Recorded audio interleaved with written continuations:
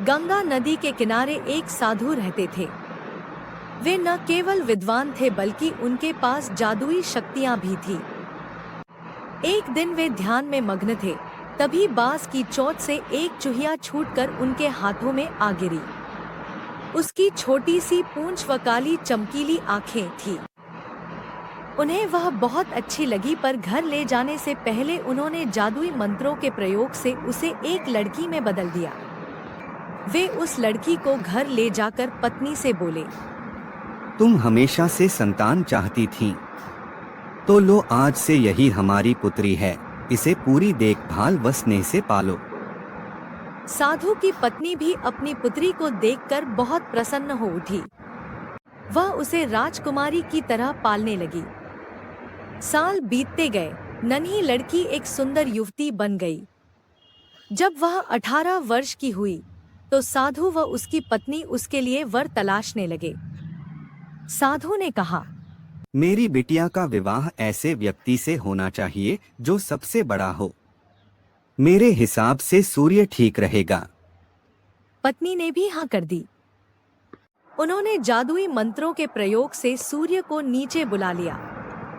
उन्होंने उसे अपनी पुत्री से विवाह करने को कहा, पर पुत्री ने पहले ही ना कर दी। वह बोली, पिताजी, यह तो बहुत गर्म है, मैं इनसे विवाह नहीं करूंगी।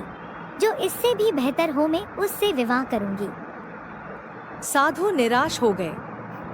उन्होंने सूर्य से कहा, है सूर्य देवता, आप ही कोई अच्छा सा वर बताएं जो मेरी पुत्री के लिए अच्छा हो। सूर्य देव बोले, बादलों से अच्छा कौन होगा, उनमें तो मेरी किरणें को रोकने की भी शक्ति है। साधु ने बादलों को नीचे बुलाया व अपनी पुत्री से विवाह करने को कहा, पर इस बार फिर पुत्री ने मना कर दिया। वह बोली, ये तो कितना बदसूरत है, मैं इससे विवाह नहीं कर सकती।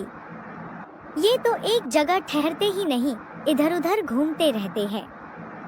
साधु निराश हो गए और बादलों के देवता से बोले, हे बादलों के देवता, आप ही कोई अच्छा सा वर बताएं। बादलों के देवता बोले, पवन देवता ठीक रहेंगे, वे तो मुझे भी अपनी फूंक से उड़ा देते हैं। साधु ने अपनी शक्ति से पवन देवता को बुलाया और उसे अपनी पुत्री से विवाह करने को कहा, परंतु पुत्री ने फिर मना कर दिया और वह बोली, पिताजी, मैं इससे शादी नहीं करूंगी, यह तो हमेशा इधर से उधर भागते रहते हैं। साधु फिर निराश हो गए और उन्होंने पवन देवता से कहा, हे पवन देवता, आप ही मेरी पुत्री के लिए कोई अच्छा सा वर बताएं।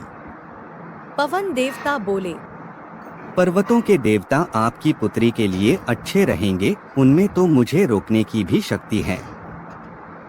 साधु ने अपनी शक्ति से पर्वतों के देवता को बुलाया और उनसे अपनी पुत्री से विवाह करने को कहा, परंतु पुत्री ने फिर मना कर दिया। वह बोली, यह तो बहुत कठोर और सख्त है, मैं इससे विवाह नहीं करूंगी। इससे भी कोई बेहतर हो मैं उससे विवाह करूंगी। साधु फिर निराश हो गए और उन्होंने पर्वतों के देवता से कहा, है पर्वतों के देवता, आप ही कोई अच्छा सा वर बताएं मेरी पुत्री के लिए। पर्वतों के देवता बोले, चूहा मेरे से भी ज्यादा ताकतवर है, वह मेरे अंदर भी बिल बनाकर रह सकता है। साधु ने अपनी शक्ति से चूहे को बुलाया। चूहे को देखकर उसकी पुत्री बहुत खुश हुई और वह बोली, पिताजी, यही तो है जिससे मैं शादी करना चाहती हूँ। साधु अपनी पुत्री की बात सुनकर समझ गए कि होनी को कोई नहीं टाल सकता। यह कभी चूहिया थी और मैंने अपनी शक्ति से इसे लड़की का रूप दिया, परंतु ईश्वर ने इसे चूहिया बनाया था, इस वजह से इसे चूहा ही पसंद आया और साधु ने उसे फिर से उसे चूहिया बना दिया। इस कहानी से हमें यही सबक मिलता है कि जो ऊपर वाले ने हमारी किस्मत में लिख दिया है वह होकर रहेगा।